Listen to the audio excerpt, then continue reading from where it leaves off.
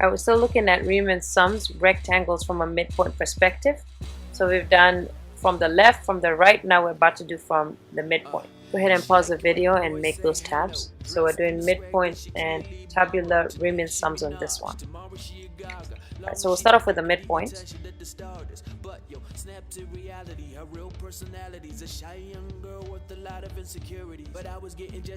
Right, it's pretty much the same thing as before. We're going to do the same exact question. So the first thing is to draw a graph. I'm just going to rewrite it because I don't want you to forget.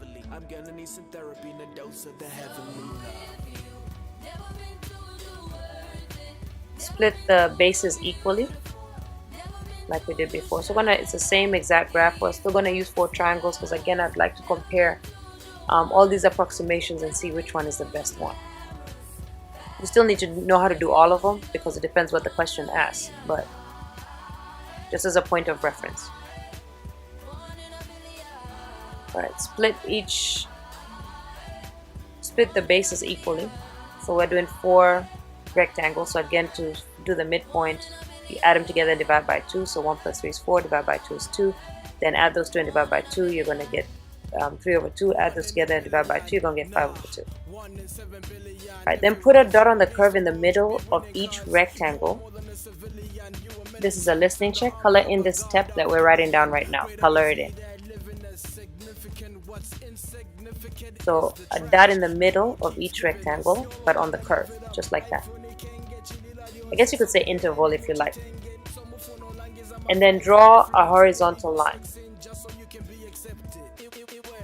So draw the horizontal line through that point to each of the sides and make your rectangles that way. And you can see this looks even better than the left or the right because it's like the little bit over is also a little bit under.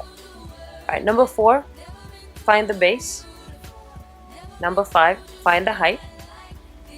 Remember, find the height, you're just going to be plugging in. This time it's not the left or the right, but it's the middle. It's the midpoint. So plug in midpoint x value in function.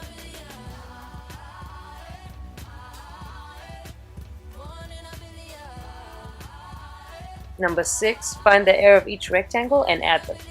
This is a listening check. Put a triangle around the number 5. Alright, so we need to find the middle so we can find the height. So again, you add them together and divide by 2. So 1 plus 3 over 2 is going to be 5 over 2. Divided by 2 is going to give me 5 over 4.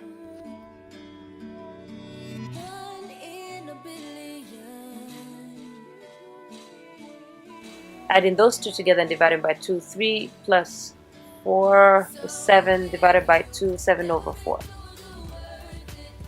Adding those two together, let's see, be 4 plus 5, which is 9, divided by 2, which is 4, 9 over 4. Right, adding those two make the fraction the same, so the 3 needs a 2 on the bottom. If you do it, the bottom, do it at the top, which will be 6. 6 plus 5 is 11. 11 over 2 divided by 2 is 11 over 4. Okay, so it's just fractions. Right, so we know the base is a half for each rectangle because we haven't changed anything. Alright, then for the first rectangle, the height is the midpoint. So you're going to plug in the x value for the midpoint into the equation and see what value for y you get, which in this case is 25 over 16 plus 2 over, then make the denominators the same, do it to the bottom, do it to the top, so 57 over 16. For the second one, you're plugging in 7 over 4. So 7 over 4 squared is 49 over 16 plus the 2. And then make the denominators the same, so times 16 on the bottom, times 16 on the top. And I'm about to change that because you should have been listening to me instead of writing down blindly what I'm doing, right? But anyway, just fix it.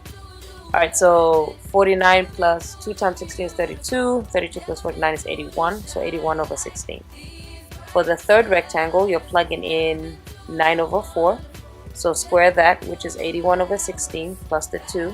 Make the denominators the same, do it at the bottom, do it at the top. So now you have 81 plus 32, which is 113. And for the final rectangle, you're using 11 over 4. So plug in 11 over 4, squaring that, you're going to get 121 over 16 plus the 2.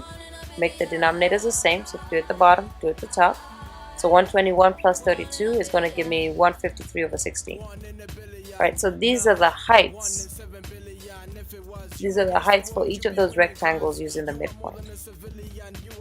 So now that we have that, we have the base, we have the height. Now we find the area and add them all together. So the sum from the first to the fourth rectangle of our function is going to be base, which is a half, times the height of the first one, which is 57/16, plus the area of the second one, which is a base, which is 1/2, times the height of that one, which is 81/16, plus the third rectangle, which is a half, times the height of that, which is 113/16,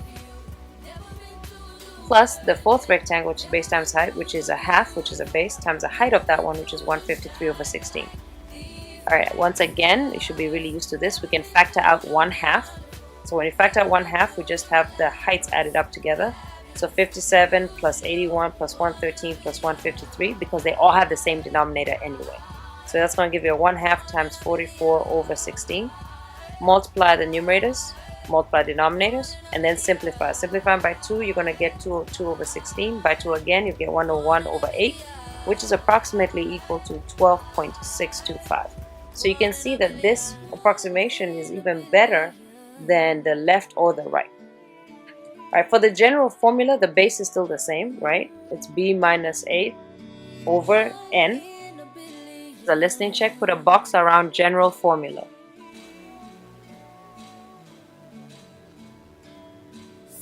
It's the same concept. But the height is when you take the two x values, the two endpoints for the x values, add them together and divide by 2, it's going to give you the middle one. So let's say we called it x0 all the way to xn. The heights will be f of x0 plus x1 divided by 2, because you take the two left and right, and the left and right values divided by 2. Then the next one will be x1, f of x1 plus x2 divided by 2, and so forth all the way to the end, where you have x of n minus 1 plus xn divided by 2. Alright, so put in that in terms of area. Remember, area is base times height. So the area is the limit as n goes to infinity, because we want infinitely thin rectangles. The base, which is b minus a over n, and remember, you can factor it out just like we did before. And then that leaves the height. So the height, again, is all the sum of the heights, all the heights added together. The listening check, color in the limit as n goes to infinity. And that's pretty much it. So if you don't remember these formulas, that's okay, because you can see it's easy to get. Let's practice.